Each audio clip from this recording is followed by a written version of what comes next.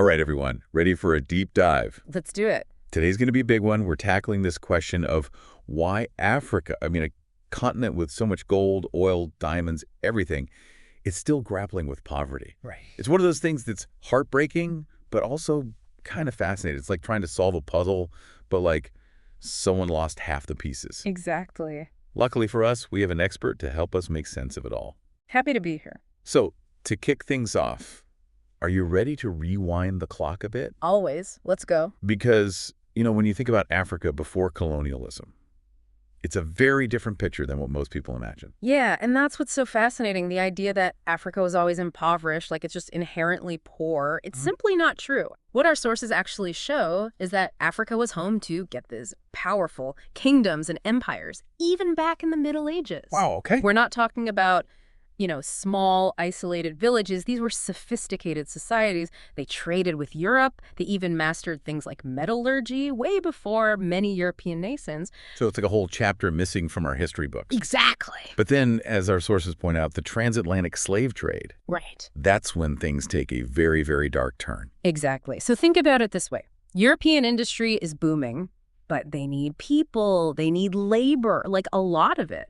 And this demand for workers, especially in the Americas, that's what fueled the slave trade. And tragically, Africa became the primary source. Millions of lives just ripped apart. It's just an unimaginable scale.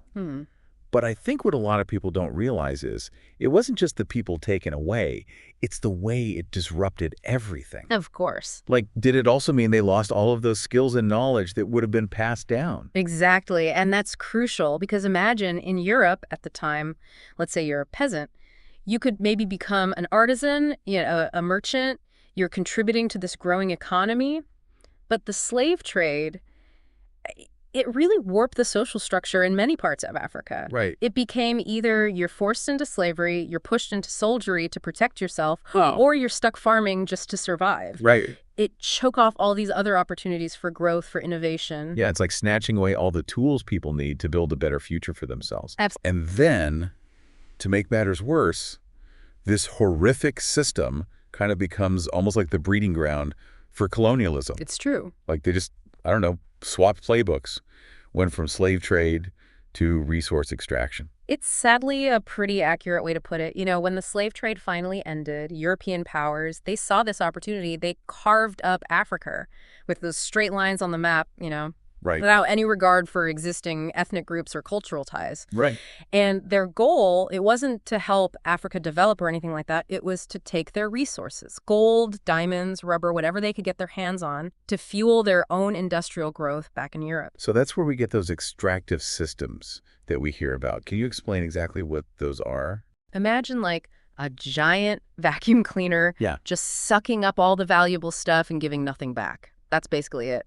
They built railroads, sure, but only to connect mines and plantations to ports so they could ship everything out. They weren't connecting communities, fostering trade within Africa, nothing like that. They took the best land, they exploited the labor, and every bit of profit went right back to Europe. So by the time we get to the mid-20th century, many African nations are gaining independence, but they're starting the race like miles behind. Yes. They're saddled with this economic model that's designed to keep them impoverished. It's like asking someone to win a race with their shoelaces tied together. That's a great analogy. And to add insult to injury, you have those arbitrary borders they drew, lumping rival ethnic groups together, which, as you can imagine, ignited conflicts that still continue to plague some countries. Yeah, the Rwandan genocide, as horrific as it was, that's like a prime example. Exactly. It just shows how those carelessly drawn lines on a map fueled these tensions and led to devastating consequences. Absolutely. And if you combine those artificial borders with the legacy of exploitation, it creates the perfect breeding ground for another huge problem, corruption. A lot of these newly independent nations, they found themselves ruled by dictators who basically treated their national treasuries like their own personal piggy banks. It's like this heartbreaking cycle. Exploitation from outside leading to corruption on the inside. It's true. You can practically see it happening. And just when you think it can't get any more complicated, we got to talk about aid. Right. Because even with good intentions, our sources talk about how international aid sometimes created more problems than it solved.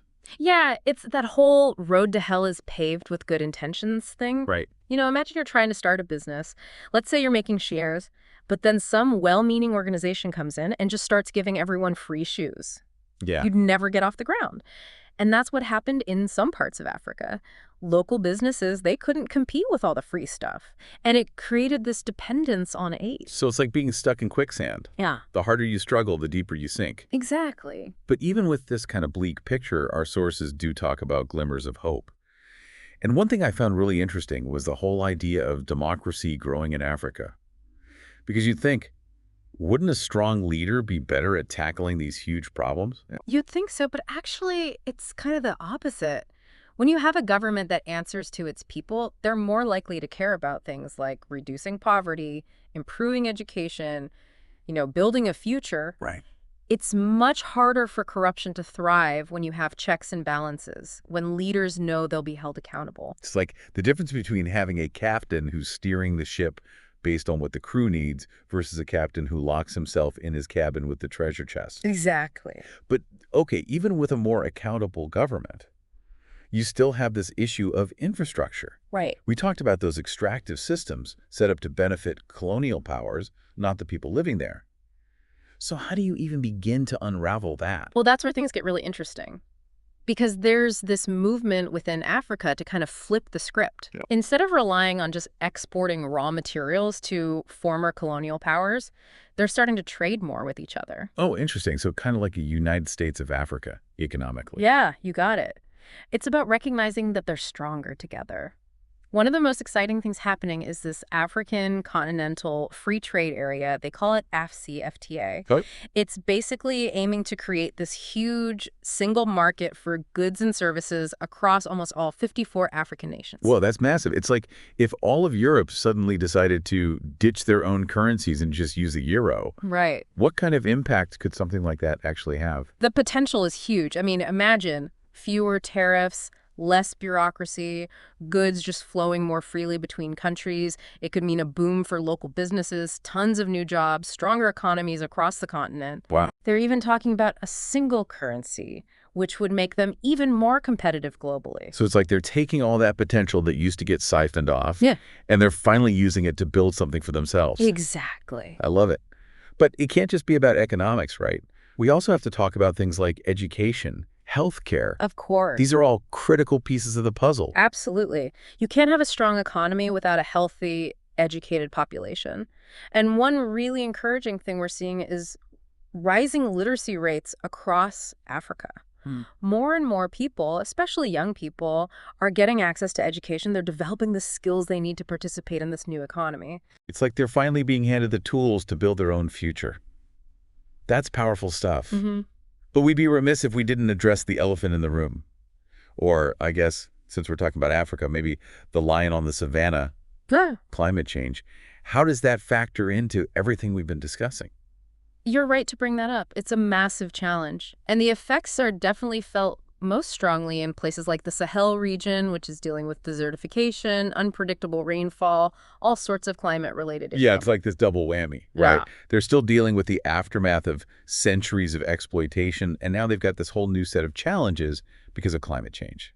Exactly, and it impacts everything. It's not just the environment, it's everything we've been talking about. Imagine trying to build a strong economy when you've got droughts and floods constantly messing with agriculture, displacing entire communities. Yeah, it's like trying to build a house on a foundation that won't stay still. Talk about an uphill battle. But our sources did mention some really innovative solutions coming out of Africa to address these climate challenges. What are some of the things that they're doing? Well, one really promising thing is this focus on sustainable agriculture. They're developing drought-resistant crops, using smarter irrigation techniques, really thinking about how to work with the land, not against it. It's like that old saying, give a man a fish, feed him for a day, teach a man a fish, you feed him for a lifetime. But in this case, it's more like help a farmer adapt to a changing climate, and you're ensuring food security for generations to come. Exactly. And they're not just thinking about adapting to the problem, they're looking for ways to be part of the solution. Africa has incredible potential for renewable energy sources. Solar, wind, geothermal, you name it. It's like they could bypass all those years of using fossil fuels, all that damage that's been done, and just leapfrog ahead with a cleaner, greener future. Exactly. And that's what makes me so optimistic. I mean, with all the challenges, all the setbacks, there's this incredible spirit of innovation, this resilience in Africa. They're not waiting around for someone else to fix things. They're taking charge, creating their own solutions. This has been such an eye-opening conversation. It's so easy to get stuck in these narratives of poverty and despair when we talk about Africa. But I feel like what we've really uncovered is this much more complex, much more hopeful story. Absolutely. This is a continent bursting with potential. And I think it's important to remember what we talked about earlier. Africa's not a monolith. We're talking about 54 different countries, each with its own unique history, culture, challenges, triumphs. It's like saying, oh, I've looked at one star, now I understand the whole universe. It just doesn't work that way. Exactly. And that's the beauty of these deep dives, right? Challenging assumptions, digging deeper, embracing the complexities. That's how we get a clearer, more nuanced understanding of the world. So as we wrap things up here, what's the one thing you want our listeners to take away from our deep dive on poverty in Africa? Don't underestimate Africa. I think for too long, that's exactly what people have done, underestimated its people, its potential, its resilience. So my advice is, don't buy into those simplistic narratives. Look closer. Listen to the voices of Africans themselves. I think you'll find a continent bursting with creativity, innovation, and an unwavering determination to build a brighter future. I love that. Beautifully said. And on that note, that's a wrap on this deep dive into the complexities of poverty in Africa. Thanks for joining us, everyone. And remember, the journey of understanding the world around us, it doesn't end here. It just begins.